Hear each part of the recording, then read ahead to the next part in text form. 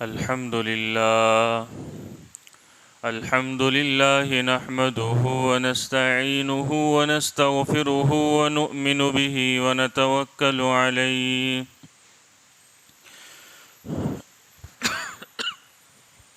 ونعوذ بالله من شرور أنفسنا ومن سيئات أعمالنا من يهده الله فلا مضل له ومن يضلله فلا هادي له ونشهد أن لا إله إلا الله وحده لا شريك له ونشهد أن سيدنا ونبينا ومولانا محمدا عبده ورسوله صلى الله تعالى عليه وعلى آله وأصحابه وبارك وسلم تسليما كثيرا أما بعد فأعوذ بالله من الشيطان الرجيم بسم الله الرحمن الرحيم والفجر وليال عشر والشفع والوتر والليل إذا يسر صدق اللہ العظیم۔ میرے محترم بھائیوں اور دوستو، ذی الحجہ کا مہینہ شروع ہونے جا رہا ہے اور یہ مہینہ بڑا مبارک مہینہ ہے۔ اس مہینے میں دو بڑی عبادتیں اللہ نے رکھی ہے، ایک حج ہے اور ایک قربانی۔ یہ دونوں بڑی عبادتیں اسی مہینے میں ہوتی ہیں، اور یہ دو بڑی عبادتیں ایسی ہیں کہ اللہ تعالیٰ نے اس کا خاص زمانہ اور خاص وقت مقرر کیا ہے کہ یہ عبادتیں اسی ٹائم پہ، اسی مہینے میں، اسی دن ہوگی، اور کسی دن میں انجام نہیں دی جا سکتی۔ جیسے حج ہے، حج ذی الحجہ ہی میں ہوگا۔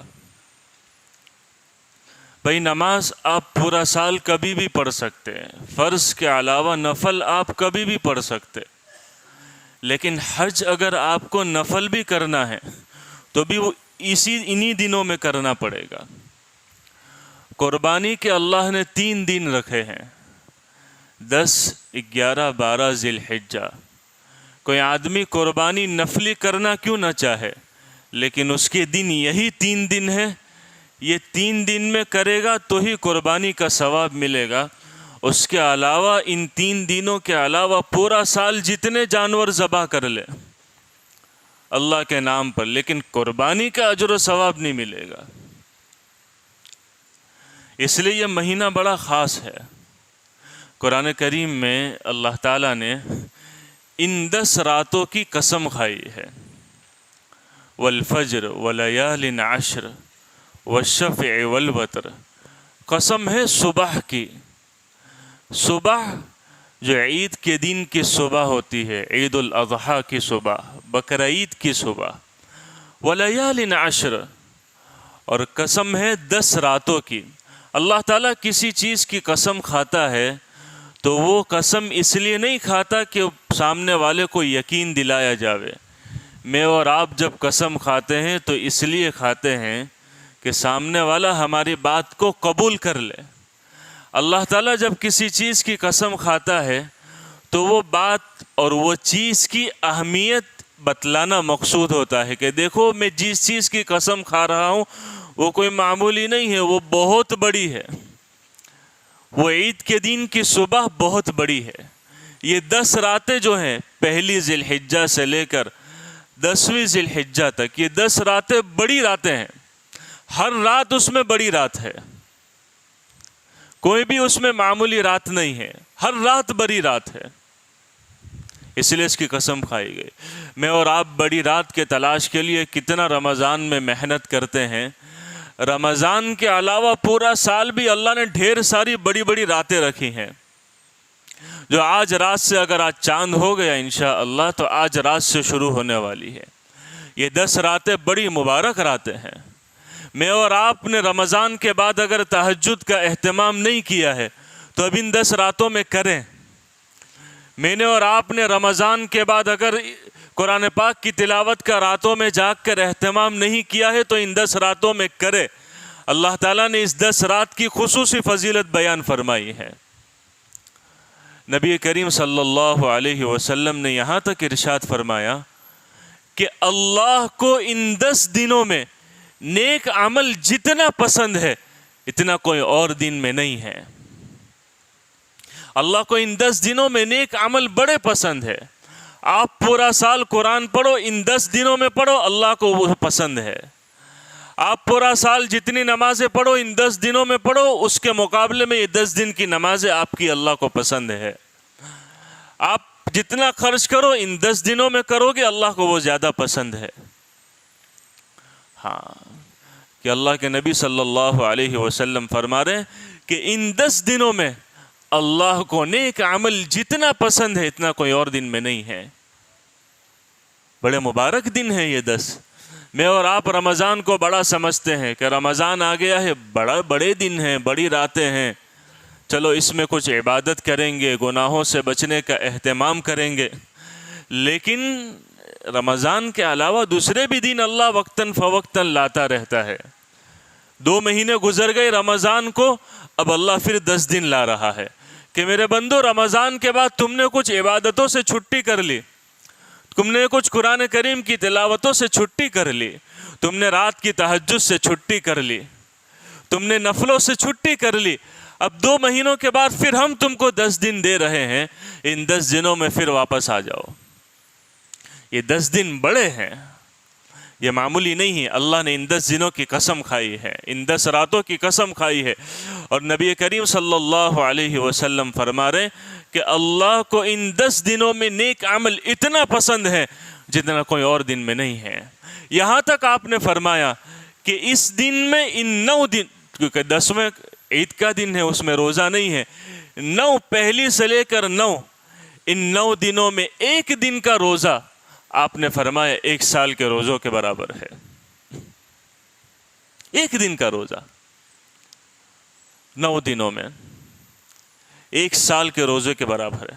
ابھی تو گرمی بڑی شدید ہے، ہمارا رمضان تو پھر بھی کچھ عافیت میں گزر گیا، اس وقت اتنی گرمی نہیں تھی، اب تو شدید گرمی ہے۔ ہمت کرنے والے اللہ کے بندے ایسے ہیں جو پورے 9 دن رکھتے ہیں۔ ہاں، ہمت والوں کا کام ہے، اللہ ہم سب کو توفیق عطا فرماوے۔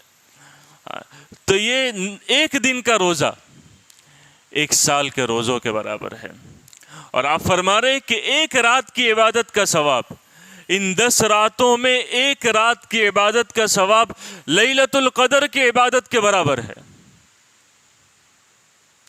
لیلۃ القدر کو پانے کے لیے ہم نے آخری 10 راتوں میں کتنی محنت کی کہ لیلۃ القدر کا ثواب مل جاوے، پھر بھی یقینی نہیں کہ کب ملی، لیکن اللہ کے نبی صلی اللہ علیہ وسلم فرما رہے ہیں کہ ان 10 راتوں میں کسی بھی 1 رات میں جاگ کر عبادت کر لو، اللہ تمہیں لیلۃ القدر کی عبادت کا ثواب دے گا۔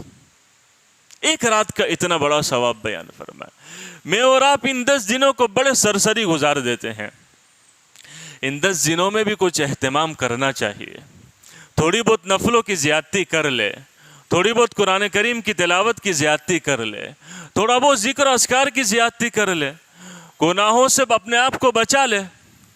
یہی کام کرنے، اور کوئی بڑے ہاتھی کوئی بہت بڑے کام تو کرنے نہیں ہیں، یہ تھوڑے چھوٹے موٹے کام کر لیں گے، ان دنوں کی فضیلت حاصل ہو جائے گی۔ ہاں، تو پہلی چیز فرمائی کہ دیکھو یہ جو دن آ رہے ہیں ذی الحجہ کے 10 دن، یہ کوئی معمولی دن نہیں ہے، چھوٹے موٹے نہیں ہیں۔ دوسرا حکم یہ بیان فرمایا کہ نبی کریم صلی اللہ علیہ وسلم نے یوں ارشاد فرمایا کہ جو آدمی ذی الحجہ کا چاند دیکھے اور وہ اگر قربانی کرنے کا ارادہ رکھتا ہو تو اس کو چاہیے کہ جب تک اس کی قربانی نہ ہو جاوے وہاں تک اپنے بدن کے کسی حصے کے بال اور ناخن نہ کاٹے۔ یہ دوسرا حکم دیا گیا کہ اگر آج مغرب میں چاند ہو جاتا ہے تو قربانی کرنے والوں کے لیے یہ حکم ہے، جو قربانی کرنا چاہتا ہے، جس کے اوپر قربانی واجب ہے، ان کے لیے یہ حکم ہے کہ جب تک ان کی قربانی نہ ہو جائے وہاں تک اپنے بدن کے کسی حصے کے بال و ناخن نہ کاٹے۔ یہ حکم مستحب ہے، ثواب کا کام ہے، کوئی واجب نہیں ہے۔ بہت سارے لوگ پوچھتے ہیں اگر کاٹ لیا تو کیا کوئی حرام کام ہو گیا؟ نہیں، حرام کام نہیں ہوا، البتہ ایک بڑے ثواب کے کام سے تم محروم ہو گئے۔ بڑے ثواب کا کام ہے کہ ان 10 دنوں میں تم اپنے بدن کے کسی حصے کے بال اور ناخن نہ کاٹو۔ علماء فرماتے ہیں کہ اللہ تعالیٰ نے یہاں پر ایک عجیب و غریب حکم ہم کو دیا کہ بال اور ناخن نہ کاٹے۔ اس کے پیچھے لوجک کیا ہے؟ قربانی ایک الگ عبادت، اس کے پیچھے حکم یہ دیا گیا کہ بال اور ناخن نہ کاٹے۔ دونوں میں کوئی میل سمجھ میں نہیں آتا ہے کہ بھائی دونوں کے اس کے پیچھے لوجک کیا ہے کہ تم کو بال اور ناخن نہ کاٹنے کا حکم دیا گیا؟ کیا وجہ ہے؟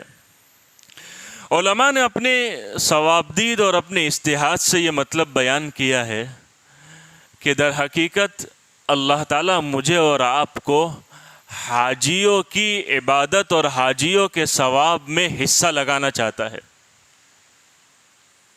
جب حاجی حج کا احرام باندھتا ہے تو اس کو یہ حکم دیا گیا ہے کہ بھائی اب تیرے اوپر پابندی آ گئی، اب تو سلا ہوا کپڑا نہیں پہن سکتا، اپنے چہرے اور اپنے سر کو ڈھانک نہیں سکتا، اور تو خوشبو استعمال نہیں کر سکتا، تو اپنے بدن کے کسی حصے کے بال اور ناخن نہیں کاٹ سکتا۔ تو نے احرام میں ہے، یہ ساری تیرے اوپر پابندیاں ہیں۔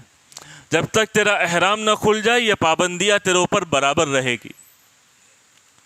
اور جب یہ پابندیوں کے ساتھ بیت اللہ حاضر ہوتا ہے تو اللہ کی خصوصی رحمتیں، برکتیں، احسانات، انعامات اس کو پر بارش کی طرح برستے ہیں حاجی پر۔ اللہ کے گھر کا مہمان ہوتا ہے وہ۔ میں نے اور آپ نے کتنے ہیں کہ جنہوں نے حاجیوں کو رخصت کیا؟ کسی کے بھائی، کسی کا کوئی رشتہ دار، کسی کے اور دور قریب کے رشتہ داروں میں حج میں جانے والوں میں کہ بھائی ہمارا رشتہ دار جا رہا ہے، کتنوں نے حاجیوں کو رخصت کیا؟ بہت سارے دلوں کی تمنا ہے کہ یار ہم بھی حج کو جاتے ہیں۔ اب پوری دنیا تو حج کو نہیں پہنچ سکتی ہے، تو اللہ کے نبی صلی اللہ علیہ وسلم امت کو محروم رکھنا نہیں چاہتے کہ میری امت میں سے بہت سارے لوگ تو حج میں جائیں گے، جو نہیں جا سکے وہ محروم رہ جاوے۔ ان کے لیے کیا؟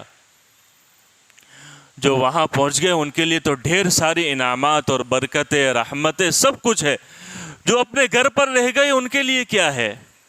تو اللہ کے نبی صلی اللہ علیہ وسلم نے ایک چھوٹا سا عمل یہ بتلا دیا کہ دیکھو تم ان حاجیوں کی تھوڑی سی مشابہت اختیار کر لو، تھوڑی بہت ان کی کاپی کر لو، ان کی جیسی تھوڑی اپنی شکل و صورت بنا لو۔ وہ ان شکل و صورت بنانے کا یہ نتیجہ نکلے گا اور اللہ کی خصوصی رحمتیں اور برکتیں تمہاری طرف متوجہ ہو جائے گی کہ تم نے ان کی نقل اتار لی، جو وہاں بارشیں برسے گی تم پر بھی یہاں کچھ چھینٹے برس جائیں گے اللہ کی رحمتوں اور برکتوں کے، کہ تم ان کی تھوڑی سی مشابہت اختیار کر لو حاجیوں کی۔ ہاں بھائی، کاپی کرنے سے بھی بہت سارے کام چل جاتے ہیں۔ اللہ نے ہم کو نبیوں کی کاپی کرنے کا حکم دیا ہے کہ ان کی کاپی کر لو، ہاں ان کے جیسے تم بن جاؤ، یا حاجیوں کی تھوڑی بہت کاپی کر لو۔ یہ اپنے بدن کے کسی حصے کے بال اور ناخن نہیں کاٹتے ہیں، تم بھی اپنے بدن کے کسی حصے کے بال اور ناخن نہ کاٹو، تو اللہ کی رحمتیں جو برکتیں ان پر اترتی ہے اس کا کچھ چھینٹا تم پر بھی برس جائے گا۔ ہاں یہ حکمت ہے۔ اللہ کے نبی صلی اللہ علیہ وسلم نہ جانے والوں کو محروم رکھنا نہیں چاہتے۔ یہاں پر ایک درمیان میں ایک بات کہتے چلوں، بہت سارے وہ لوگ جو حاجیوں کو رخصت کرتے ہیں جن کے دلوں میں ایک تمنا اٹھتی ہے کہ یار ہم بھی حج کو جاتے ہیں، ہم بھی کیا کریں، رخصت کیا، لیکن اس کے لیے کچھ اسباب نہیں ہو سکے۔ تھانوی رحمۃ اللہ علیہ نے ایک ملفوظ اپنی کتاب میں نقل کیا ہے، جو حاجیوں کو حج کے لیے روانہ ہوتا دیکھ کر جس کے دل میں ایک ٹھیس اٹھتی ہے کہ یار میں بھی حج کو جاتا، اللہ تعالیٰ اس کو صرف اس ٹھیس پہنچنے کی وجہ سے پورے حج کا ثواب دے دیتا ہے۔ اس لیے کہ اللہ کے نبی صلی اللہ علیہ وسلم فرما رہے انما الاعمال بالنیات، اعمال کا دار و مدار نیتوں پر ہے. تمہاری نیت ہی پر اللہ نے تم کو ثواب دے دیا.